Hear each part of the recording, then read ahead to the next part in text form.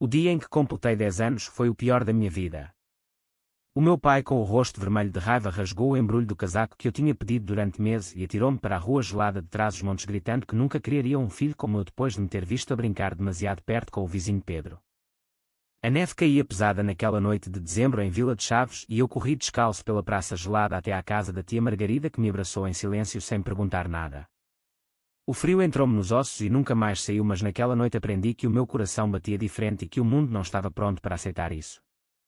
Os anos passaram e eu fugi para o Porto aos 16 anos com uma mala velha e a determinação de nunca mais sentir aquele frio. Trabalhei em fábricas de roupa até conseguir abrir a minha própria empresa de vestuário sustentável focada em casacos de inverno feitos com materiais reciclados. O sucesso veio devagar, mas chegou: contratos com lojas grandes em Lisboa e um apartamento com vista para o Rio Douro. Lá conheci o Miguel, um designer que partilhava o meu sonho de criar não só roupa mas também histórias de calor humano. Juntos construímos uma vida discreta longe dos olhares da vila, onde o meu nome ainda era sussurrado como um segredo vergonhoso. Mas o inverno de 2024 mudou tudo. Uma tempestade histórica atingiu Trás-os-Montes e as notícias mostravam a minha vila isolada pela neve, com famílias sem aquecimento e crianças a sofrerem o mesmo frio que eu conhecera. Algo dentro de mim quebrou. Decidi voltar, não para confrontar o passado, mas para o transformar. Carreguei 3 caminhões com casacos da minha coleção e parti para norte com o Miguel ao meu lado, embora ele não soubesse toda a história. Quando cheguei à praça central de Vila de Chaves, o vento cortava como lâminas e o meu pai estava lá parado junto à igreja com o mesmo casaco velho que usava há 20 anos. Os olhos dele cruzaram-se com os meus e por um instante o tempo parou. Eu não disse nada, limitei-me a distribuir os casacos aos vizinhos que se aproximavam gratos e surpreendidos. O Miguel ajudava em silêncio e eu sentia o peito apertado de emoções que nunca tinha nomeado. A tia Margarida foi a primeira a abraçar-me e a sussurrar que o Pedro ainda vivia na casa ao lado e que perguntava por mim de vez em quando. O nome dele trouxe memórias que eu tentara enterrar, as brincadeiras inocentes, a mão que se tocava por acidente, o beijo roubado atrás do celeiro quando tínhamos 15 anos e que o meu pai descobrira por acaso. Naquela época o Pedro também fora castigado, mas nunca fugira como eu. Ele ficou, casou-se com uma rapariga da vila, teve um filho e viveu uma vida que parecia perfeita à superfície. Agora viu ao longe a receber um casaco e os nossos olhares encontraram-se como se o tempo não tivesse passado. O Miguel percebeu a tensão e perguntou-me baixinho se estava tudo bem. Eu respondi que sim, mas por dentro o conflito começava a crescer. A vila aceitou os casacos, mas os sussurros começaram logo depois. Quem era aquele homem bem vestido que voltara com um companheiro e que ousava trazer o inverno para todos como se fosse dono da neve? O meu pai não falou comigo nos primeiros dias, mas eu via-o observar de longe enquanto eu organizava a distribuição no centro comunitário improvisado. O Miguel e eu dormíamos numa pensão pequena e à noite falávamos sobre o futuro da empresa e sobre como o frio podia unir as pessoas em vez de separá-las. Mas eu guardava para mim o peso da rejeição antiga e o medo de que o Miguel descobrisse que o meu regresso não era só filantropia. Era também uma forma de provar a mim mesmo que o rapaz gelado de 10 anos já não existia. No terceiro dia a tempestade piorou e uma família inteira ficou presa numa casa sem eletricidade. Organizei uma equipa com voluntários, incluindo o Pedro, que se ofereceu para ajudar. Juntos levámos casacos, cobertores e comida quente.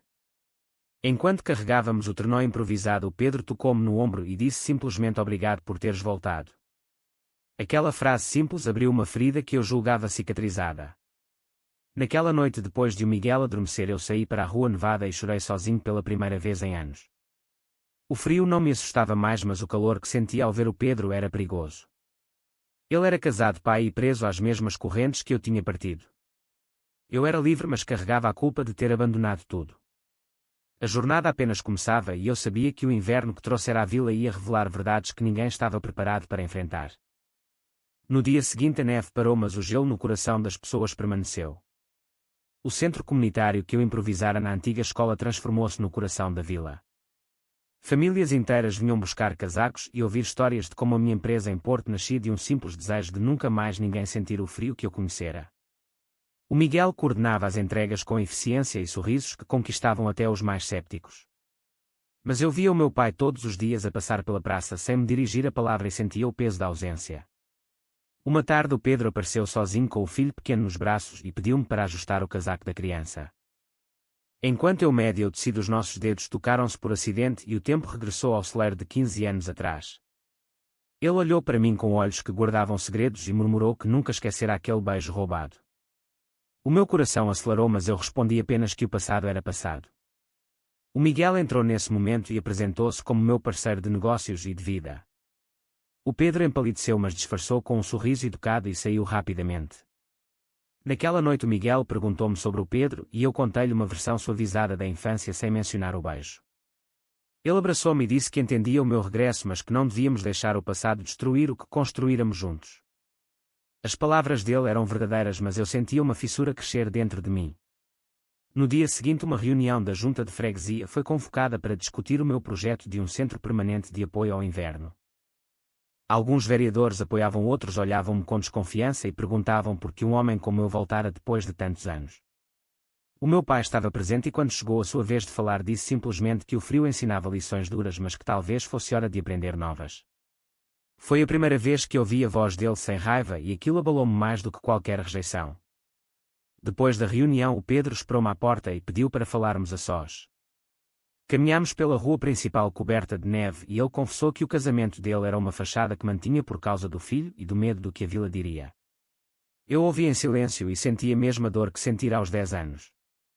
Ele perguntou-me se ainda sentia algo e eu respondi que o amor não desaparecia, mas que eu tinha construído uma vida com o Miguel. A conversa terminou com um abraço breve e a promessa de que o centro seria para todos, sem exceções. Quando regressei à pensão, Miguel notou a minha inquietação e perguntou diretamente se havia algo entre mim e o Pedro. Eu neguei, mas a mentira pesou-me como o casaco rasgado da infância. Na manhã seguinte uma crise maior surgiu, uma avalanche bloqueou a estrada principal e isolou ainda mais a vila. Organizei uma operação de resgate com o Pedro e o Miguel lado a lado. Durante horas trabalhámos na neve carregando pessoas e distribuindo casacos quentes. No meio do caos o meu pai apareceu com um trator antigo e ajudou a abrir caminho. Pela primeira vez em 20 anos ele olhou-me nos olhos e disse que talvez estivesse errado ao rasgar aquele casaco.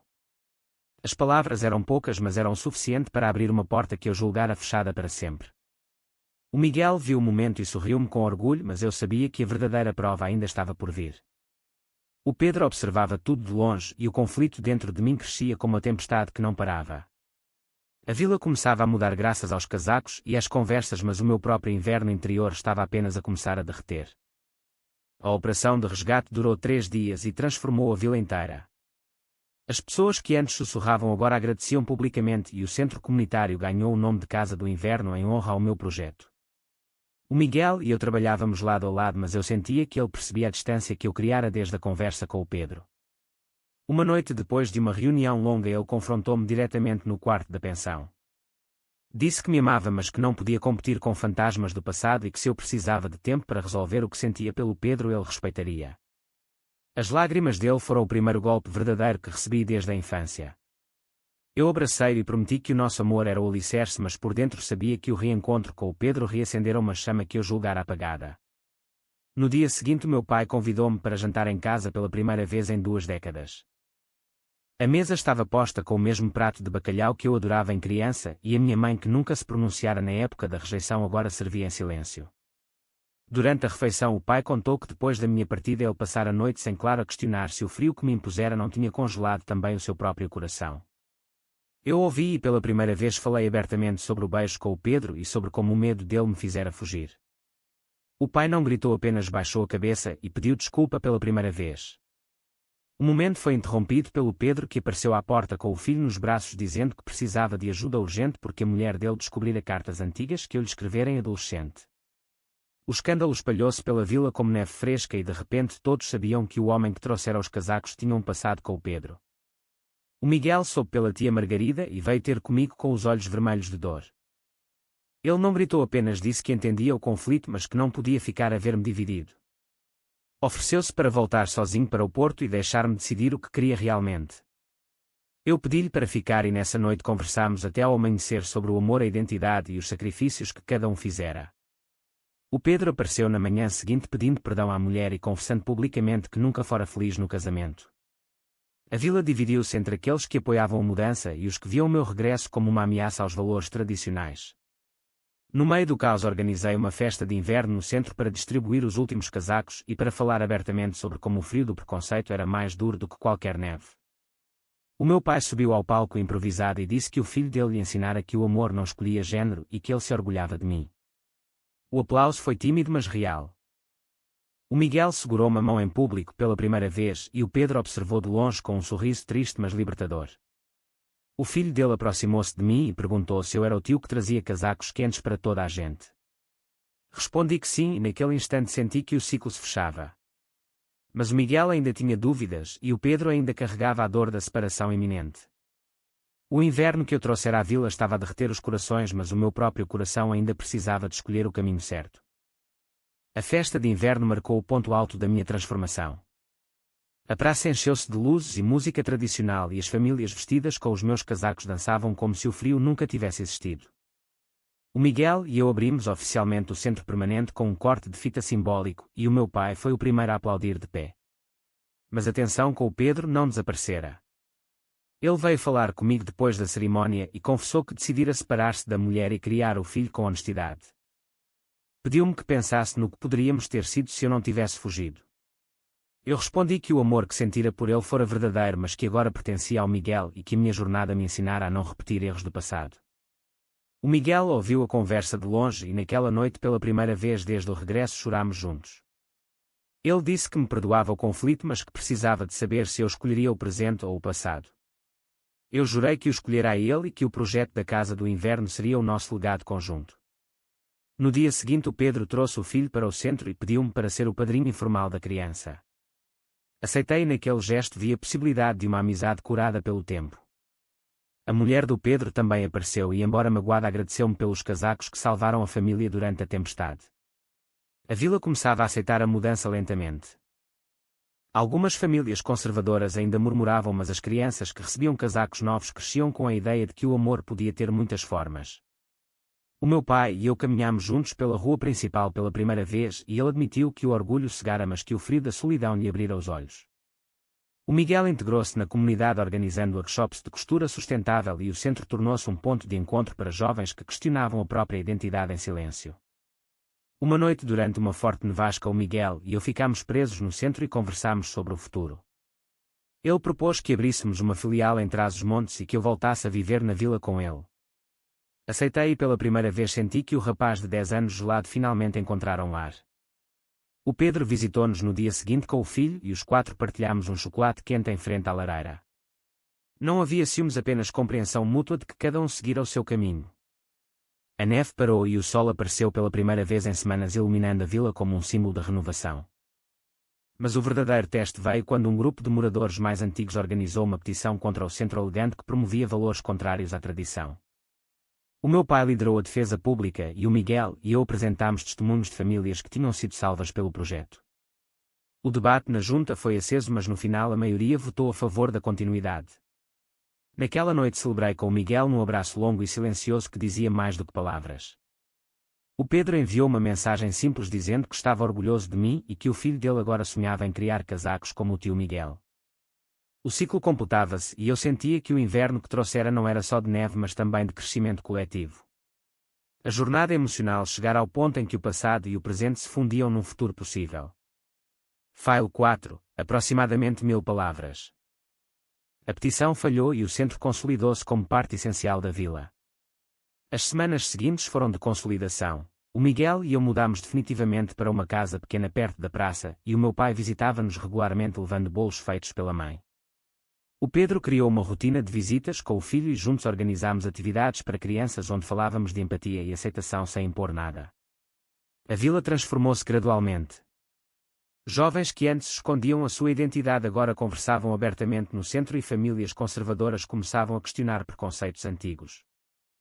Uma tarde o Miguel propôs casamento simbólico durante a próxima festa de inverno e eu aceitei com o coração cheio. O meu pai foi ao primeiro a parabenizar-nos e a oferecer-se para conduzir a pequena cerimónia.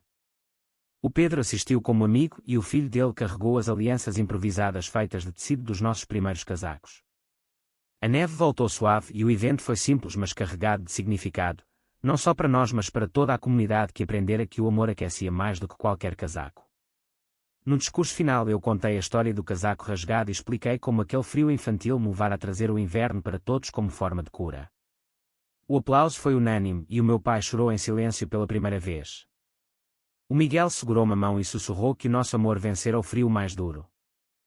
Meses depois, quando a primavera chegou, o centro continuava a funcionar e a empresa expandira com uma linha especial de casacos chamada Inverno Curado. O Pedro encontrou uma nova parceira e o filho dele cresceu rodeado de exemplos de diversidade. Eu e o Miguel adotámos uma rotina tranquila onde o passado era memória e o futuro promessa. A Vila de Chaves já não era a mesma e eu percebi que trazer o inverno significara trazer também a possibilidade de mudança profunda. Mas no fundo sabia que a jornada nunca terminava completamente e que cada novo inverno testaria a força das escolhas que fizéramos. A vida continuou com os seus ritmos e o frio ocasional servia apenas para lembrar que o calor humano era a verdadeira proteção contra qualquer tempestade. O amor gay pode realmente derreter o preconceito mais frio da sociedade. Verdadeiro ou falso?